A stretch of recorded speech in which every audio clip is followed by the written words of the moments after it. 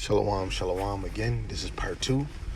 I want to give all praises, glory, and honor to Yahweh, Ba'ashem, Yahushai, Ba'ashem Rakakwadash, Brakati Yahweh, Brakati Yahushai. Double honors to the elder apostles and the elders of Great Millstone who rule well and teach well through the Spirit. And a mighty shalom to the hopeful elect in the same Spirit, Lord, willing that you all continue in sound doctrine and in the same Spirit. Shalom to the Akwath, believers of His faith and His truth. Lord, willing that you all continue to pursue your lot, which is being a loving and silent and virtuous wife. And Lord, willing to most have mercy on the other brothers and sisters that's not in the faith. Again, we're going into Zechariah, the first chapter, verse 18 to 21, which is a prophecy to even understand the four horns and the four carpenters. Lord willing, this is edifying just like the first one, if it was. The last point that we had in the first one, we were going into the Persian Medes, that Israel was under tribute, which in that time was really the northern kingdom. We read Ezra, the 4th chapter, verse 1 to 5. I read it in the NLT, but you could read the whole chapter and understand that, even when you even go into Esther, we're in the Persian Medes captivity, right? If you read 1st and 2nd Ezra's, right, that's in the time of the Persian captivity. That's the same author, Ezra, and the book of Nehemiah. So now let's get into the third beast, which is the Greeks, or Greece, right? The force of Hellenization, right? And a lot of people don't dabble into prophecy because they have no clue what's going on. You know, you have to understand, how do we get to Matthew, right? What took place? Was it prophesied? You know, and that's the spirit of Yahushai. So now let's go to First Maccabees, which you can go to First Maccabees, but before I read First Maccabees, I'm gonna just real quick read Zechariah chapter 1 in verse 18. It says, "Then I lifted up my eyes and saw, and behold, four horns, and I said unto the angel that talked with me, What be these? And he answered me, These are the horns which have scattered Judah, Israel, and Jerusalem. And Yahweh Shemashai showed me four carpenters. Then said I, What come of these to do?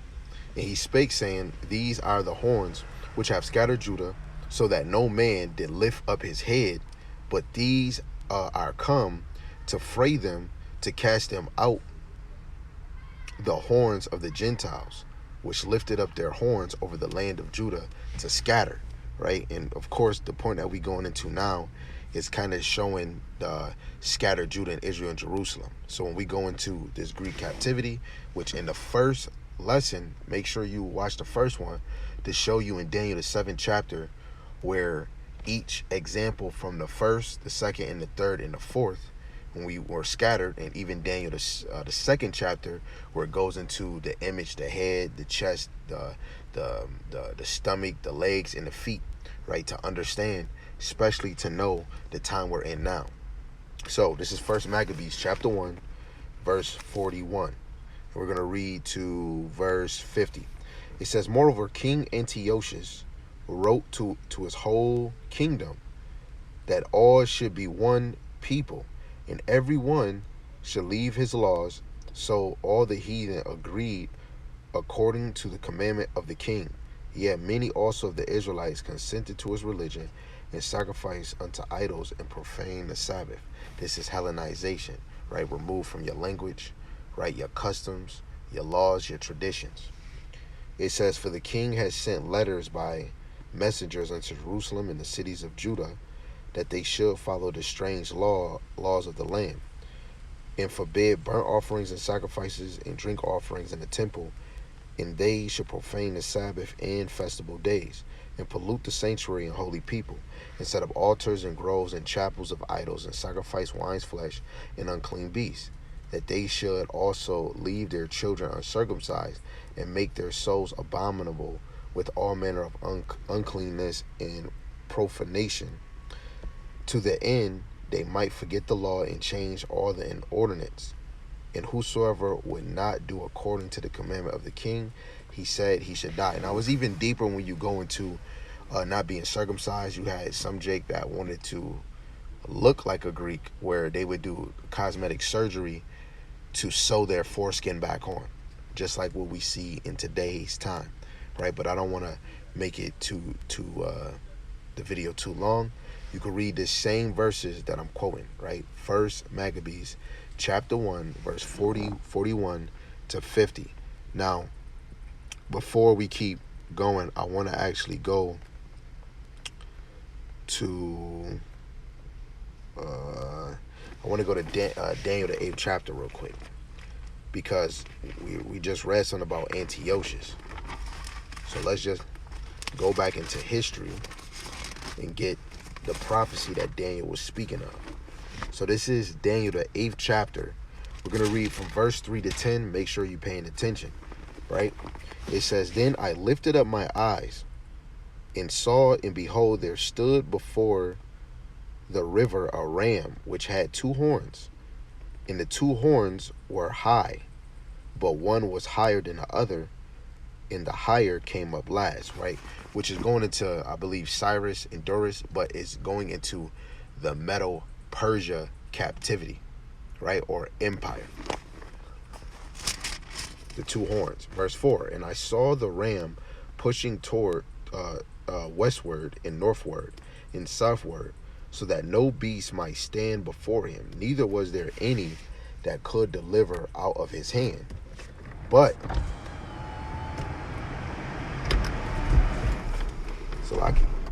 he did according to his will and became great. And as I was considering, behold, an he-goat came from the west on the face of the whole earth, and touched not the ground, and the goat had a notable horn between his eye." That horn is Alexander. The goat represents the Greek captivity, or the Greeks, or the Greece. "And he came to the ram that had two horns, which had seven standing before the river, and ran into him in the fury of his power. And I saw him come up close into the ram, and he was moved with choler against him, and smote the ram and brake his two horns." Right? When Alexander the Great went to war with the Persian Medes, he destroyed King Darius. "And there was no power in the ram to stand before him, but he cast him down to the ground and stamped down upon him, and there was none that could deliver the ram out of his hand. And therefore the he-goat waxed very great, and when he was strong, the great horn was broken, for it came up four notable ones towards the four winds of heaven." Which, if you was watching the first video, we went through it in First Maccabees chapter 1 verse 1 down, where the four wings represents the four generals, or the four successors that Alexander grew up with, which they would say his friends. Towards the east and towards the pleasant land, which is Israel, and it waxed great even to the host of heaven, and it cast down some of the hosts and the stars to the ground, and stamped upon them. Yeah, he magnified himself even to the prince of the host, and by him the daily sacrifice was taken away, and the place of his sanctuary was cast down, and the host was given him against the daily sacrifice by reason of transgression. And it cast down the truth to the ground, and it practiced and prospered. Salaki, I want to get another point.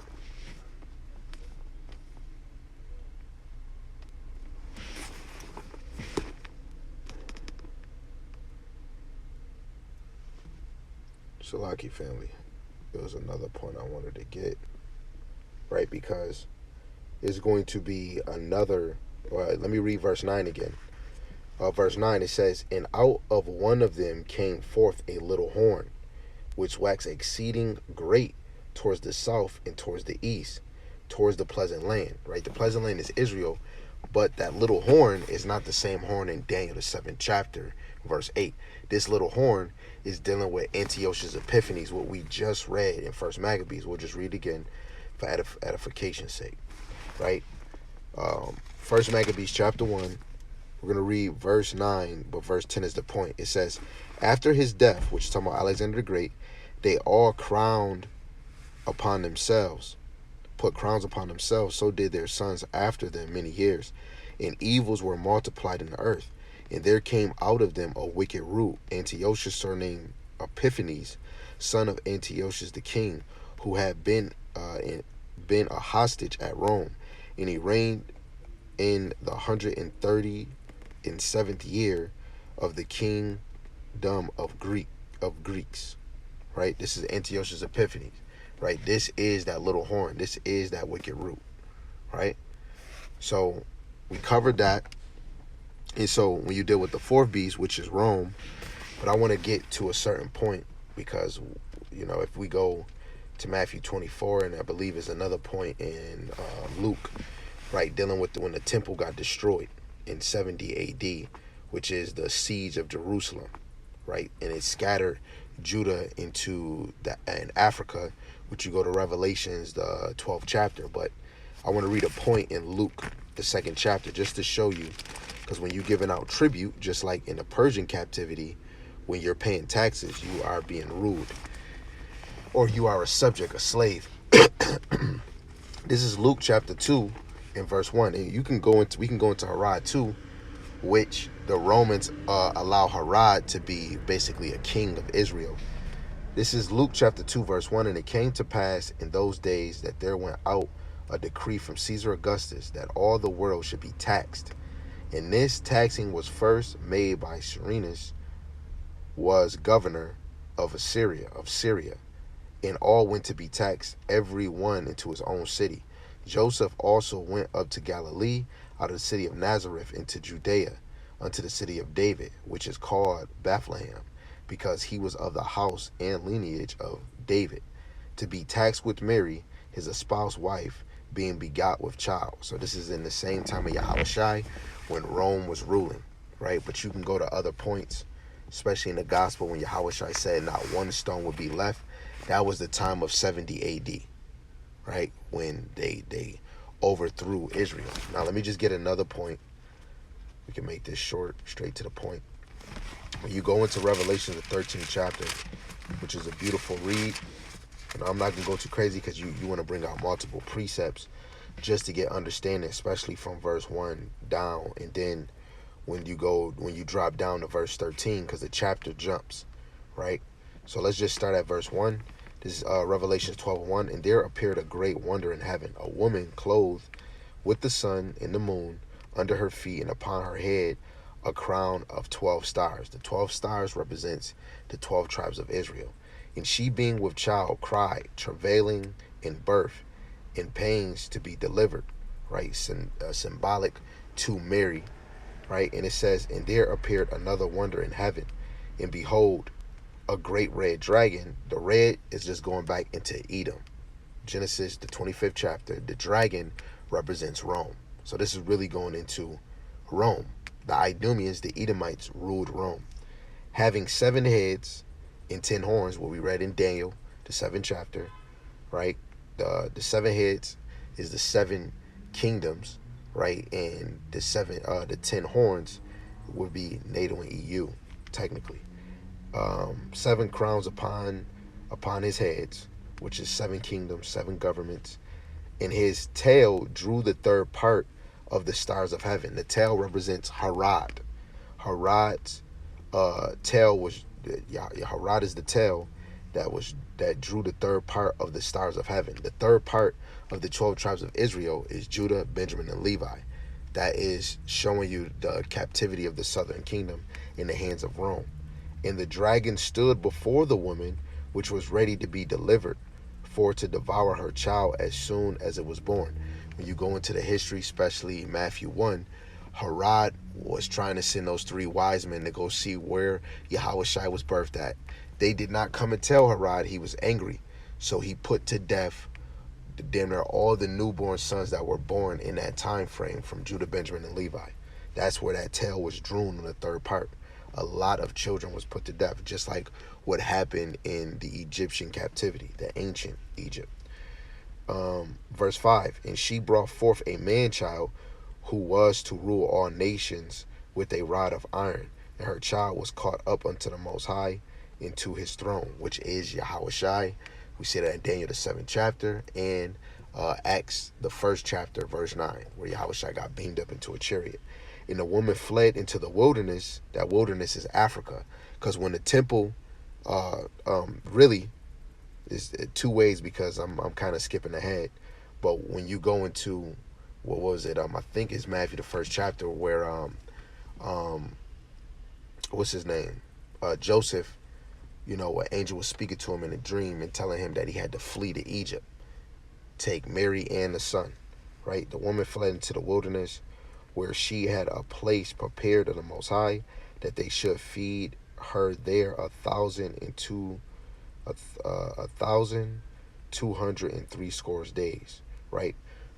That happened with Joseph and Mary. But if we was to look at, when we drop down to verse 13, and when the dragon saw that he was cast into the earth, he persecuted the woman which brought forth the man child.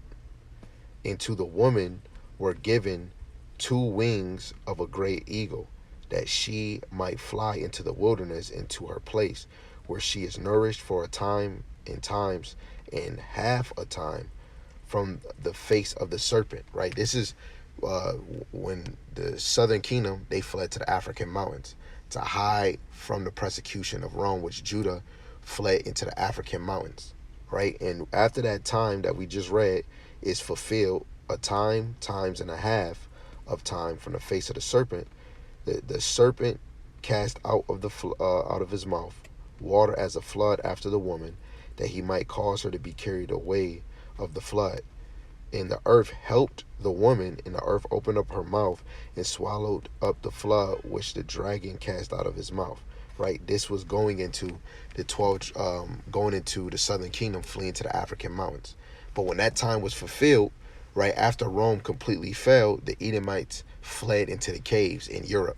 Really, when you go to Revelation 11 chapter, verse 7, the bottomless pit, right, which is a land, and an unfruitful land is the bottomless, which is Europe.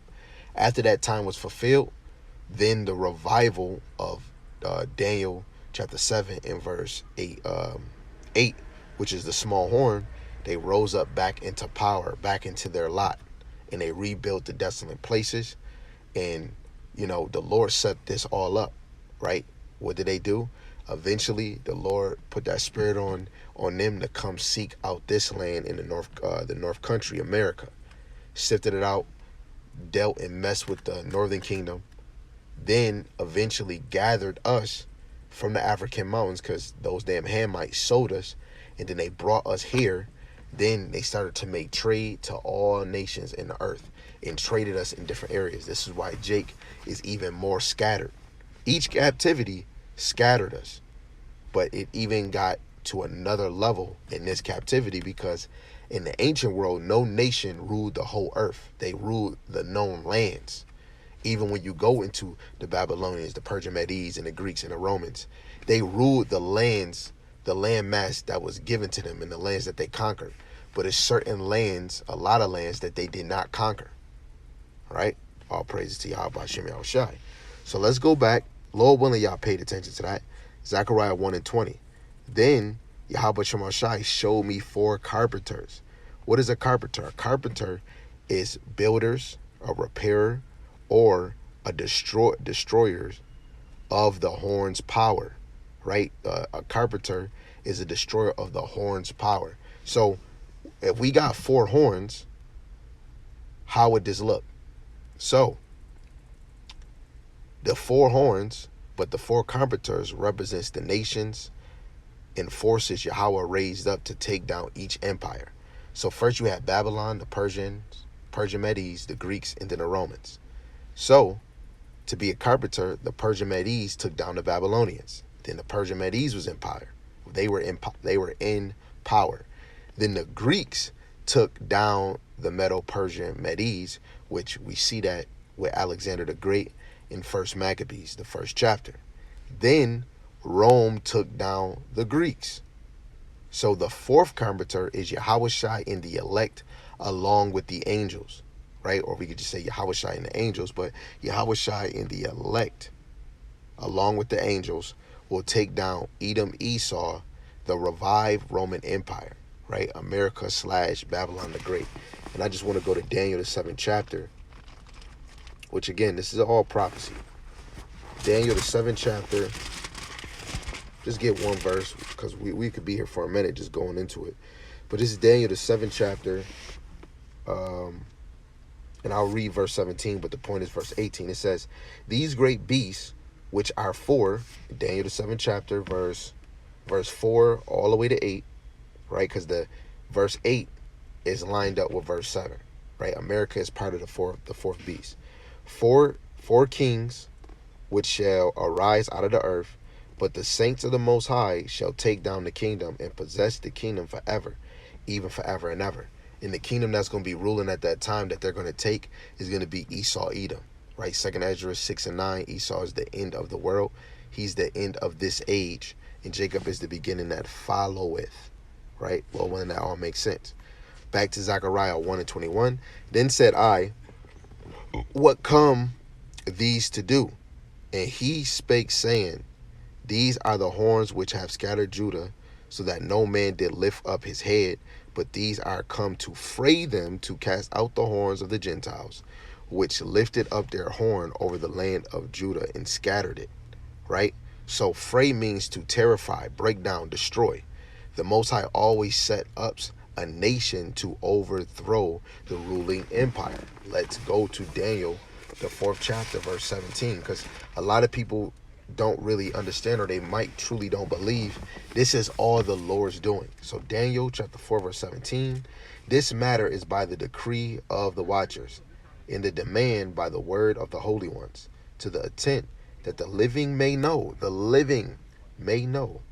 the Most High ruleth in the kingdom of men, and giveth it to whomsoever he will, and set up over it the bases of men. Right? The Lord set up the bases of men to rule these kingdoms, starting with Esau.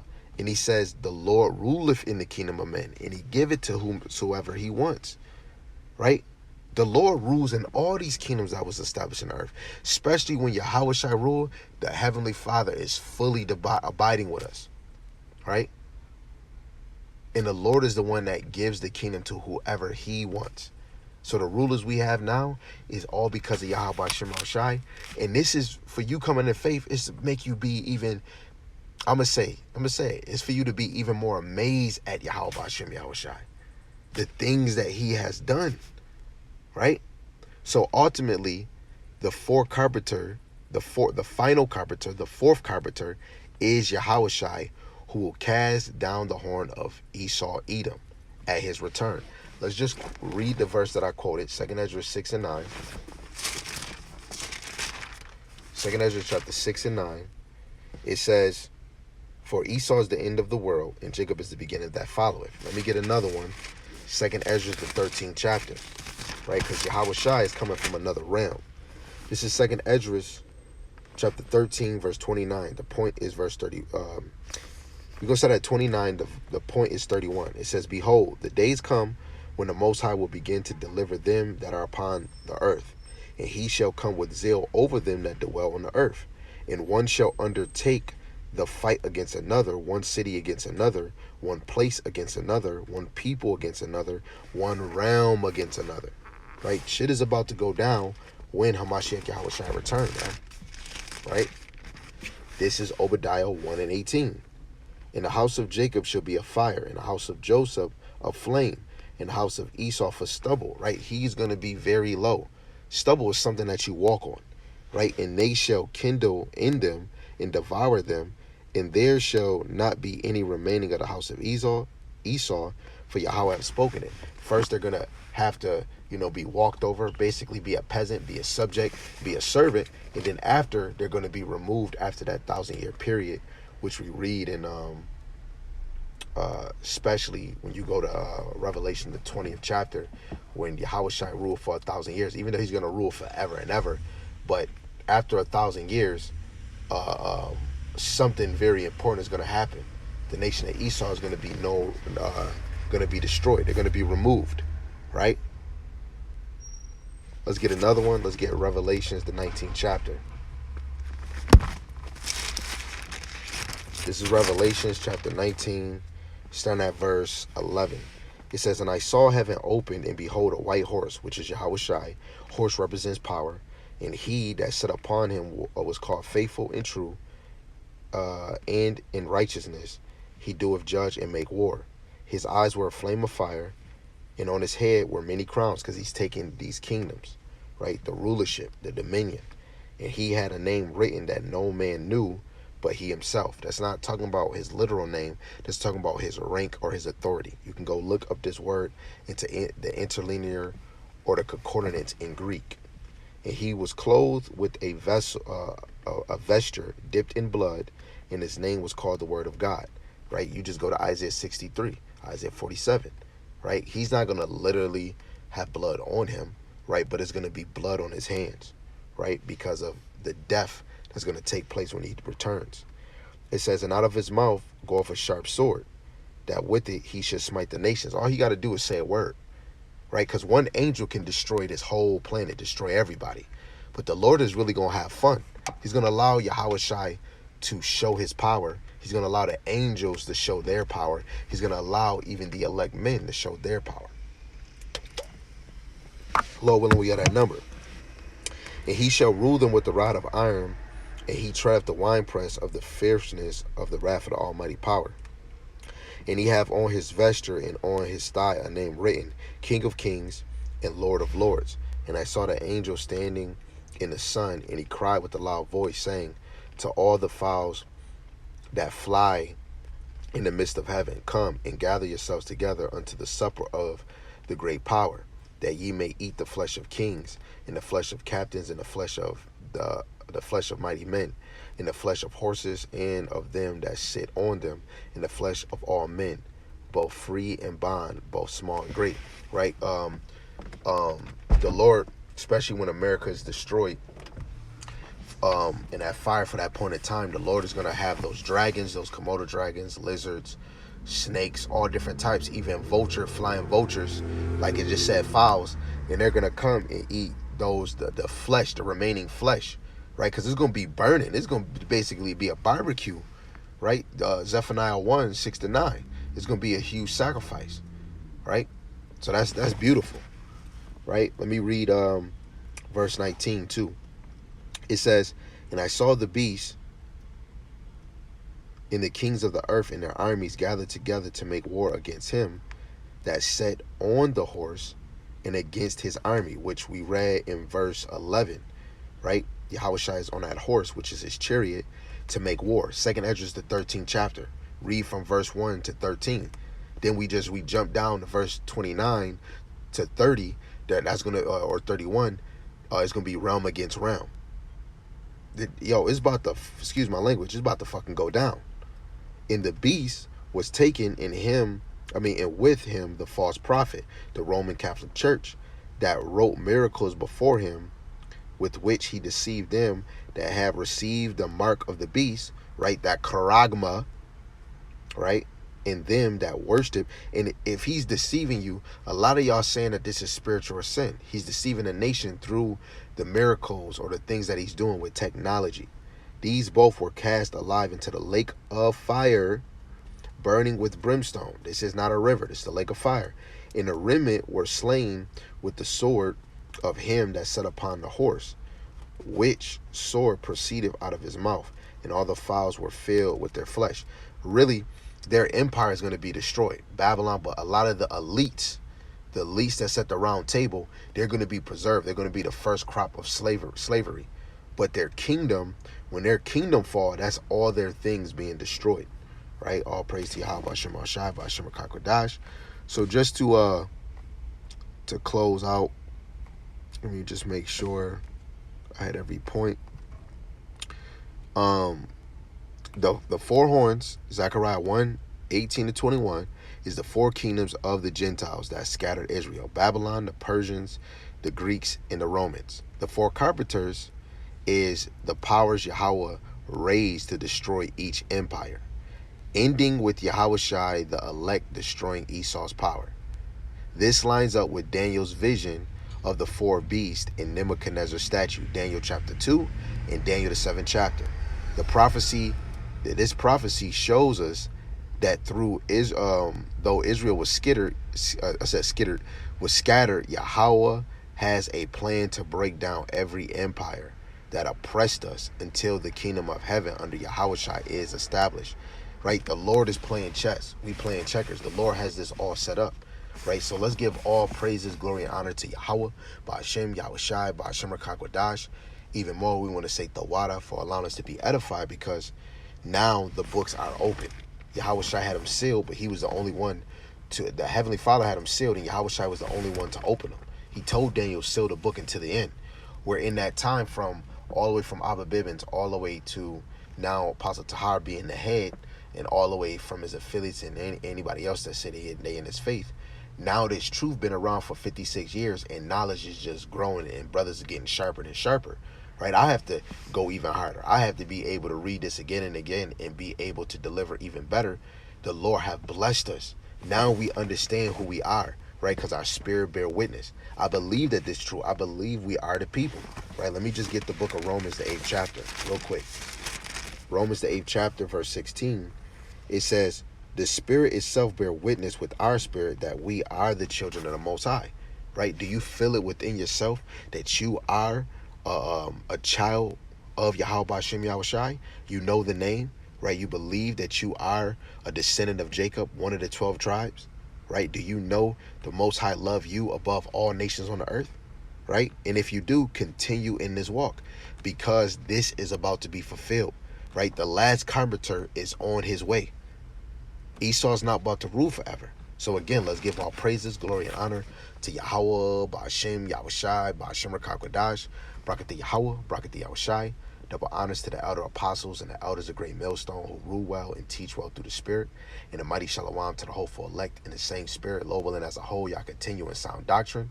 Shalom to the Aqua, believers of this faith and this truth. Lord willing, that y'all all continue to pursue in your lot, being a loving and silent and virtuous wife, and to endure and be sincere. And Lord willing, Yahweh shall have mercy on you other brothers and sisters that's not in the faith. With that, shalom, shalom, abba.